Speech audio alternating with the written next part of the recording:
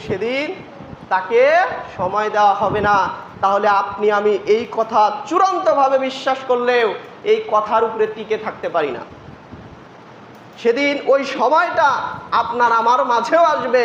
যদি আপনি মসজিদমুখী না হন, যদি আপনি ইবাদত গুজার ব্যক্তি না হন, যদি আল্লাহর আইন মেনে আপনি না চলেন, সেদিন কিন্তু আপনার আমারও কারণ হয়ে দাঁড়াবে এই আয়াতে কারিমা লাআল্লি আমালু সলিহান, যে হে আল্লাহ আমাকে সময় দিন, আমি নেক কাজ করব, আমি ভালো কাজ করব।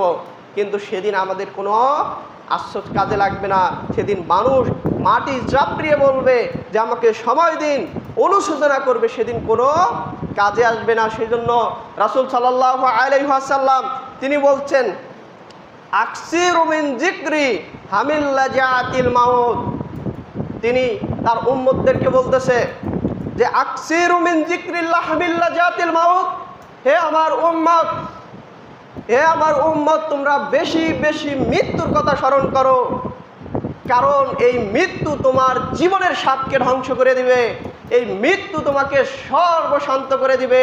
অতএব তুমি মৃত্যুর কথা বেশি বেশি স্মরণ করো। মৃত্যুর কথা স্মরণ করলে আপনার আমার লাভ।